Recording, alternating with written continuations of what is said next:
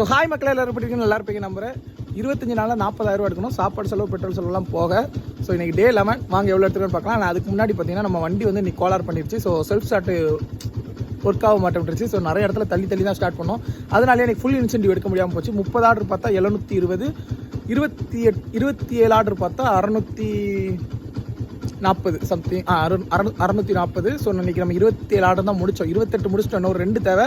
வண்டி கோலார் பண்ணனால அதை முடிக்க முடியல. பரவாயில்ல. இன்றைக்கி எவ்வளோ நேரம் ஓட்டணும்னு பார்த்தீங்கன்னா வெறும் 13 மணி நேரம் தான் ஓட்டியிருக்கோம். ஸோ அதெல்லாம் கீழே ஆட் பண்ணுறேன்.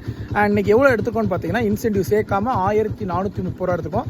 இன்சென்டிவ் ஒரு 640. இது ரெண்டையும் ஆட் பண்ணோம்னா 2070 ரூபா.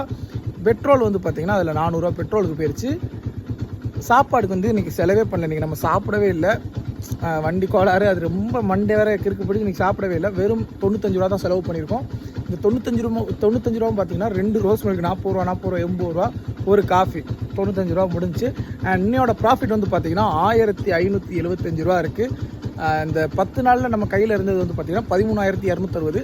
ஸோ இதையும் அதையும் ஆட் பண்ணோம்னா 14,835 ரூபா இருக்குது 11 நாளில். இன்னும் ஒரு 14 நாள் இருக்குது. ஸோ ஹார்ட் ஒர்க் போட்டுக்கிட்டே இருப்போம், பார்க்கலாம். நம்ம சேனல் புதுசாக இருந்தீங்கன்னா மறக்காம சப்ஸ்கிரைப் பண்ணி பெல்லைக்கான ஆள் போட்டுக்கோங்க. ஸோ எதுக்கு வாய் வளருதுன்னு பார்த்தீங்கன்னா இந்த மாடு வேறு பக்கத்தில் இருந்துச்சா, ஸோ அதனால ஒரு மாதிரி இருந்தது. ஸோ வண்டியில் வேறு செல்ஃப் ஒர்க் ஆகலையா, இப்போ அமர்ந்துருச்சுன்னா ஸ்டார்ட் ஆகுது. வீட்டு பக்கத்தில் வந்துட்டு அப்புறம் உருட்டிட்டு தான் போடணும் தான் வண்டி அப்படியே ஆன்லேயே வச்சுருக்கேன். ஸோ ஓகே, எல்லோரும் சேஃபாக இருங்க. நம்ம சேனல் புதுசாக இருந்தீங்கன்னா மறக்காம சப்ஸ்கிரைப் பண்ணி பெல்லைக்கான ஆள் போட்டுக்கோங்க.